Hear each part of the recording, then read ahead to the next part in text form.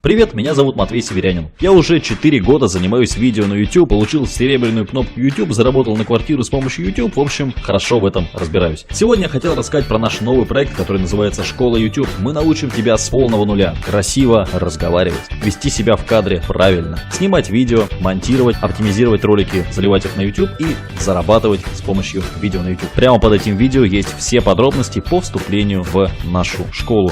Присоединяйся и начнем работать в команде на твой личный результат.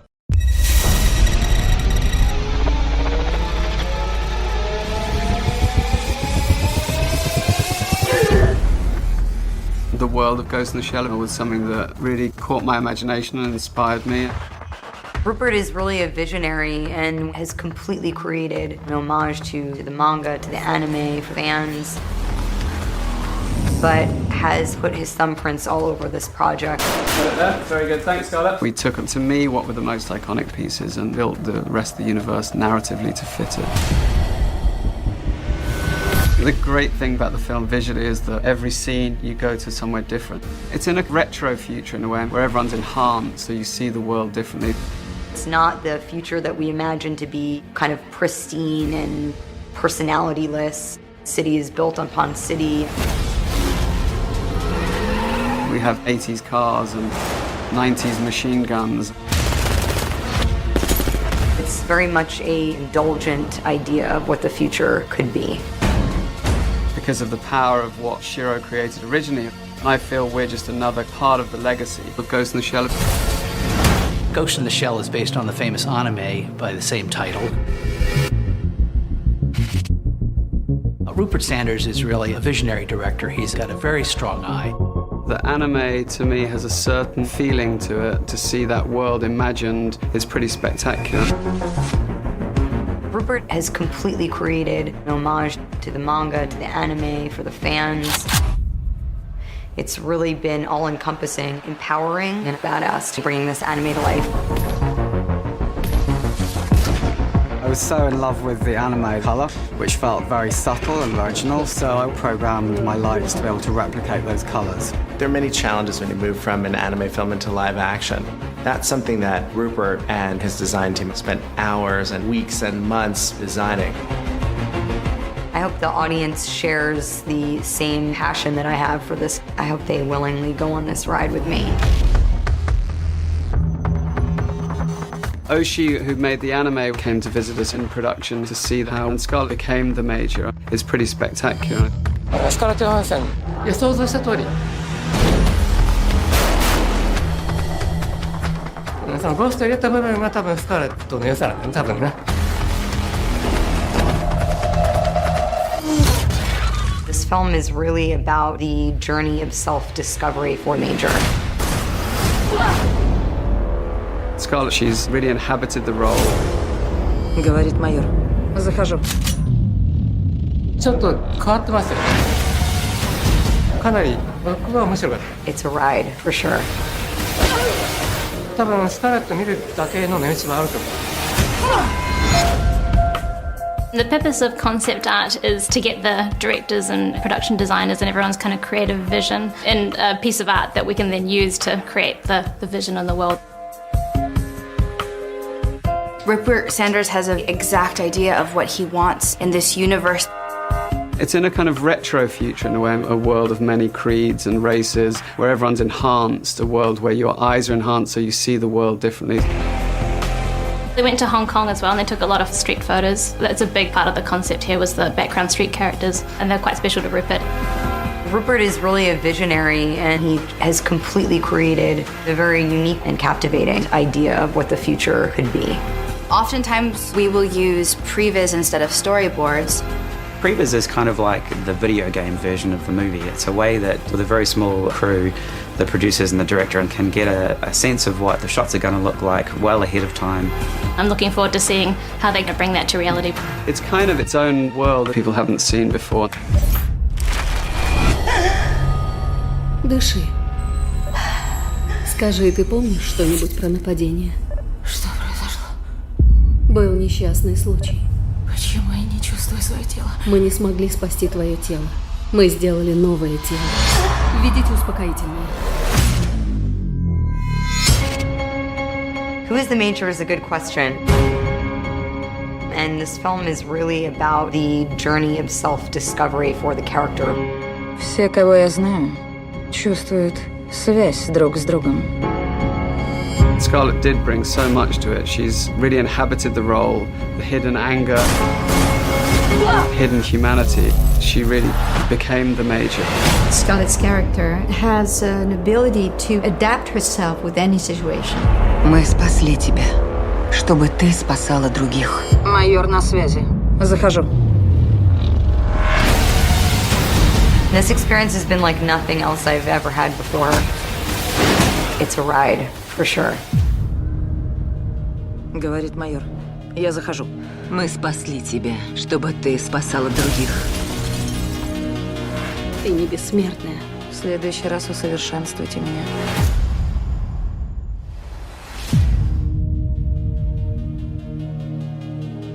Hello, I am Richard Johnson, the lead art director here on Ghost in the Shell. We are in Major's apartment. This piece here is one of Major's charging stations. After a hard day of fighting evil, she has to come back and recharge. Over here is her lounge. It is one of two areas of comfort. Back in this side of the room is technology of tomorrow. There's a scientific component to Major the character. Once in a while, she has to do her own analysis of crime scenes. Behind me are weapons kits.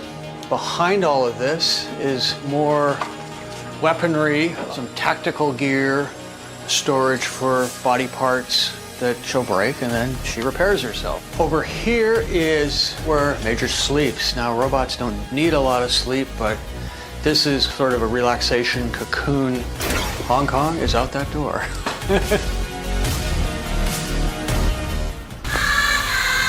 We're shooting the shelling sequence that is very iconic from the anime and from the manga, where the Major's character comes to life.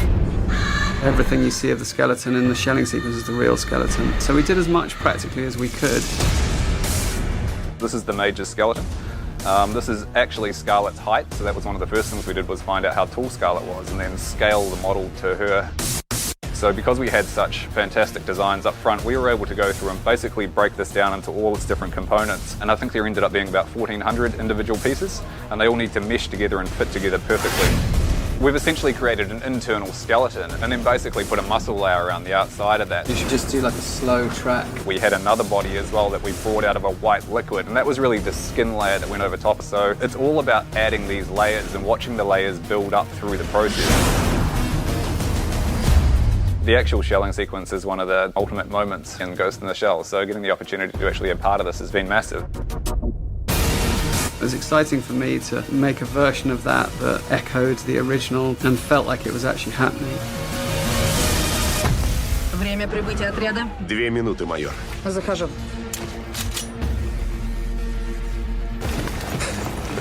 Section 9 is a group of operatives that fight cyber terrorism. They're all chosen for their specific skill sets. Aramaki, the commander of Section 9, Takeshi gives that character the weight that it needs. He's kind of the patriarch of this highly trained squad. Batu, he's ex-military, he's cyber enhanced, but not to the degree of the Major. He's got a real understanding of her. Major is the one who he can connect with. Мне нужно проникнуть в ее память. Ты рискуешь открыть свой разум, ты будешь уязвима. Почему у тебя руки дрожат? When Major is with Batu, it's the most kind of human she feels. He reminds her of the life that could be possible. Ты как? He's full of heart, he's full of warmth, but yet again, he's the most hardcore killer in Section 9. She's got this wonderful and dysfunctional inherited family. These guys are just awesome. I hope the audience shares the same passion that I have for this unruly bunch.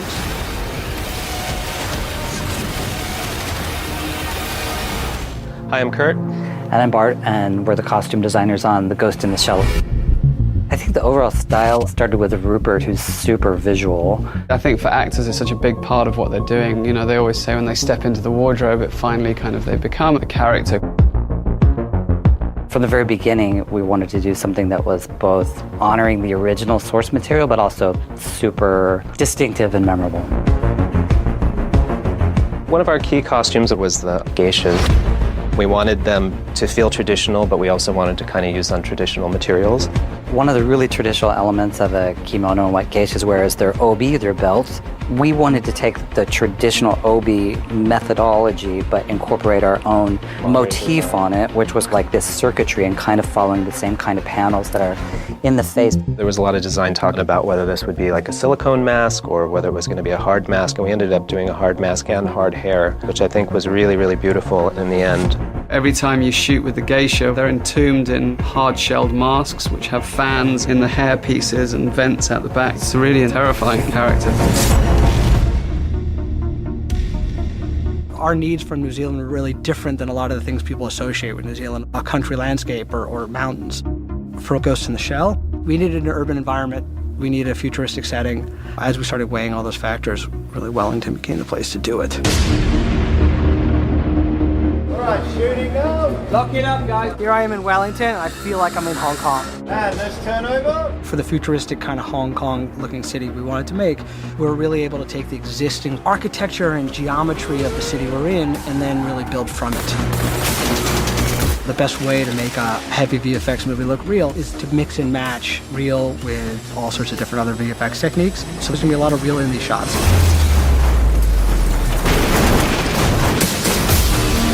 And the most challenging scene was a pretty big action sequence shootout on a street. If you're here, the muzzle flashes this side of the frame. What you need is real estate. You gotta lock down a lot of city blocks, so you have the room to create the scope and to have like the cargo fast enough. Any big city, it's always a challenge because there's people living there, living their lives, and it impacts people. With Victoria Street, Wellington, we got this giant lockdown that allowed us to make a really big action scene that we never would have tried to even achieve in Hong Kong. We're really trying to do something ambitious, and we would have never been able to do it without the cooperation of the city and the businesses and the people here in Wellington to help us get there.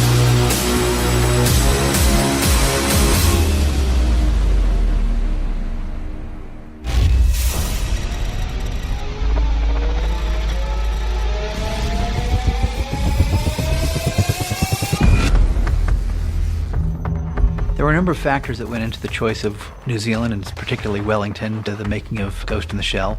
First of all, the presence of Weta Workshop. They have brought an incredible world together for us. It's been a very collaborative process with the art department, the props department, costuming, makeup, where everyone has done our bits to bring everything together. Weta Workshop, who have created the shelling sequence for us where the Major's character comes to life. Vitaly Bulgarov designed a full skeleton. Weta then laser cut every piece of it. There ended up being about 1,400 individual pieces, and they all need to mesh together and fit together perfectly. So everything you see of the skeleton in the shelling sequence is the real skeleton. We did a full body cast of Scarlett. It's exciting for me to make a version that echoed the original and felt like it was actually happening. Мы спасли тебя, чтобы ты спасала других. A suit is the thickening of the existing understructure. When we see the Major go thermoptic, what is she wearing? What does she come back to? That's something that Rupert and Weta spent months designing. The look of going invisible is a tricky thing to try and imagine. We always knew that the visual effects department would have their work cut out for them, but at least we could give them a head start with a suit that looked almost otherworldly all by itself. We were 5 minutes down the road from Weta Workshop. The fact that we could keep examining things and working to make them so unique, that was a giant boon to the production. From the cybernetic enhancements to the robotics to the set decoration, Weta Workshop, that's an asset that's unique in the world.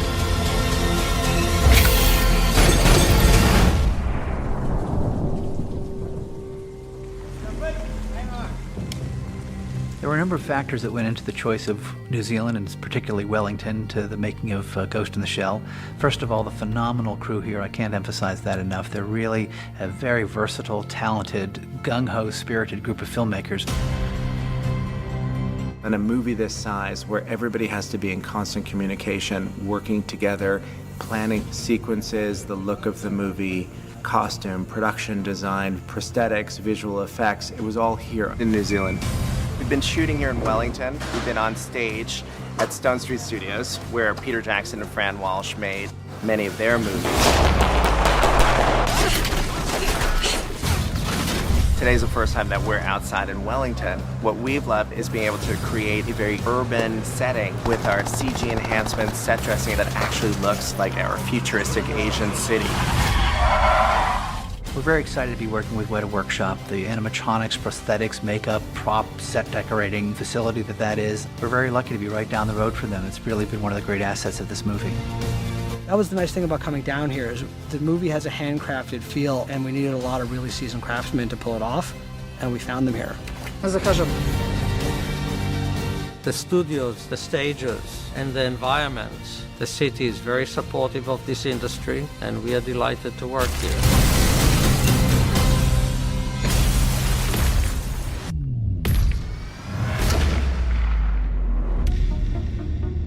It wouldn't be Ghost in the Shell without crazy fight sequences, gunplay. It's really been something else. The fighting on this and the action is a balancing act between keeping the sensibilities of what she can do without making it too superheroish. The Major is this extraordinary fighter. How do you see something? How do you portray something in the anime when the Major, when we see her go thermoptic? When she puts on that suit, she can at will become invisible.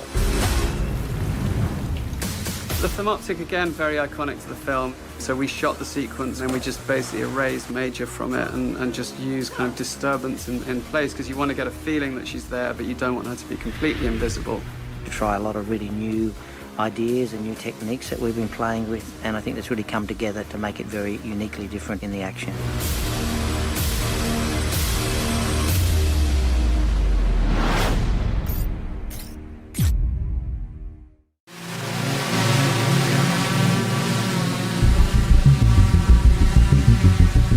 Hi, I'm Jeff Silver. I'm the executive producer of Ghost in the Shell, and we're here at the Callahan Innovations demonstration for drone technology in Wellington. This is our cinema drone. So this is a drone we've built from scratch. I've been very impressed in my experience here in New Zealand. It's a world-class filmmaking community, and I think it's particularly noted for its innovation. Well, we brought our team here today, Patrick Loungeway, the director of photography of the second unit, and our sound recordist, Tony Johnson, to observe and learn from this. And I think they got very excited about new technologies and the ways that it could be applied to filmmaking. The level of innovation and invention is really exceptional. The idea of drones that fly in windy weather, drones that are quieter, drones that have signal processing for better audio recording, drones that have homing, very interesting innovations for film applications. It sort of blew my mind a little bit. So much of what we do, especially in second unit, is action and is camera movement. So much of the hard part of that is putting the camera with an actor. This is technology now where someone can wear a tracker and be riding a horse on the beach and the camera can orbit them or swoop in and come into a close-up. It is sort of an unlimited range of opportunity. Some of the interesting innovations that we saw here today was drone tracking, the idea that a drone can follow a GPS pattern. Being able to automate any aspect of motion pictures allows repeatability and economy and creativity. Tony's from New Zealand and Patrick is from Los Angeles. These guys work around the world, so I think they'll take this information that they learned here today and take it with them in their experiences wherever they go.